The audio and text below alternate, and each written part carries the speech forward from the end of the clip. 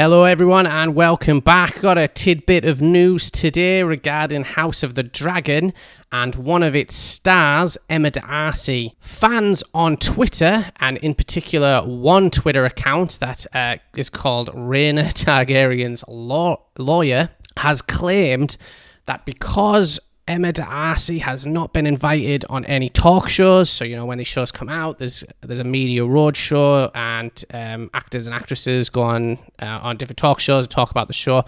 Because Emma D'Arcy has not appeared on any major media outlets, as far as anyone can tell, that has led to speculation that the reason because of that is that they are non-binary. Emma D'Arcy is transgender. Now, I didn't know that being non-binary made you transgender, but the Twitter account itself that originally kicked off this trend, this point of discussion, has said multiple times in the comment section that the non-binary identification is included within the transgender spectrum, and there are lots of comments there agreeing with it. That post has over 111,000 likes, so I'm not an authority on this topic, so I'll just I agree. I'll defer to their knowledge and authority on that. Taking a look at the Twitter account, here we go. Rhaenyra Targaryen's Lawyer. An entire season of House of the Dragon after an Emma D'Arcy still hasn't been invited to a single talk show. They are the main protagonist of it all, and yet they've been sidelined in the entire promotion process, magazine covers, interviews, etc., in favour of their non-trans co-stars. First thing straight away that jumps to my mind is that Hollywood and talk shows and those kind of institutions, they are generally very progressive. I find it hard to believe that there's any organised snubbing or unorganised snubbing going on of any of House of the Dragon's cast, if I'm completely honest with you. If you were to tell me before I even watched House of the Dragon that there was a show coming out that had a non-binary star, a show that everyone ended up loving, myself included, love House of the Dragon Season 1, I thought it was fantastic, I would have guessed that talk shows and Hollywood institutions and all those interviews and all those interviewers and interview forums and stuff like that, I thought everyone would have been sort of climbing over each other to get an interview with a non-binary star, if I'm completely honest with you. So I do find it very hard to believe that the reason for this seemingly lack of media presence is because of any effort on part of the outlets to snub or to deny Emma a platform. And I would take this opportunity to add, Emma themselves has not said anything about this. This complaint isn't come from anyone in the know, as far as I can tell, not any of HBO's, media managers.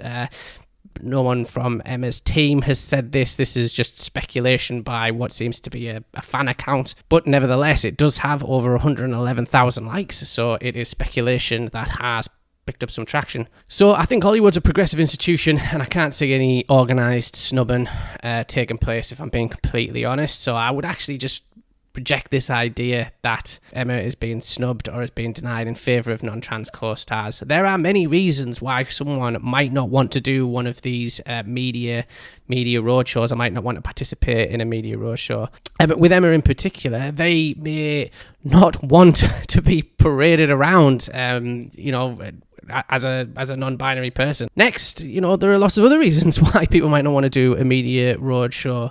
Someone might be ill, might just be a very private person regardless. But one thing that I will say, somewhat in agreement with the sentiment of the tweet, is that a lot of the commentary, a lot of the reviews, a lot of the articles that I read, the videos that I've watched, Emma has had fewer mentions as a standout, as a standout performer. I think there's a reason for that, but I don't think there is a reason that has anything to do with their performance. I think they were a standout member. I thought Emma's portrayal of Rhaenyra was fantastic. But we see Paddy Considine and Matt Smith basically getting a lot of praise where other co-stars aren't quite getting as much praise. I mean, we've got Emma playing Rhaenyra. We've got Millie Alcock, I think, also played Rhaenyra. We've got Ewan Mitchell, who played Older Aemond. We've got the two. We got Olivia Cook, who played Alison Hightower. And I think the reason that perhaps some actors are getting more attention than others out coming out of the back of this first season, even though everyone gave fantastic performances, is Paddy Considine and Matt Smith were in the season for the whole duration, they were characters that stuck around. I agree with this tweet when it says that they are the main protagonist, but that role of the main protagonist was shared with another actor because the show had multiple time jumps and had multiple recasts, whereas Matt Smith and Paddy Considine, they were their characters throughout the entire show. So I guess they had more time to shine. They had more time to have more moments and for their performance to sort of sink in a little bit more. And that's no one's fault. That's just the way the show was written. That's not Emma's fault. It's not Olivia Cook's fault. It's not Ewan Mitchell's fault as the older Raymond. I thought they all had great performances, just not as much time for you to really like grow and like the character as much. So if there is any sort of lack of attention going on, or you feel like certain actors like Paddy Considine and Matt Smith are getting more attention, I think it's probably because they had the whole series for their character, whereas with all the various time jumps, the same can't be said for all of the other characters.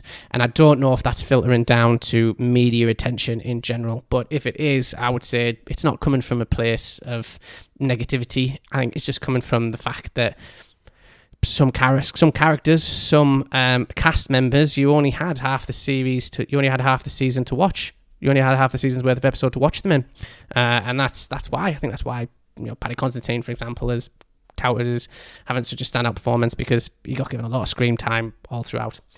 And that's it. Let me know in the comment section whether or not you agree with the sentiment of the tweet. I mean, maybe I'm wrong. Maybe there is mass snubbing going on, but I can't see it at all.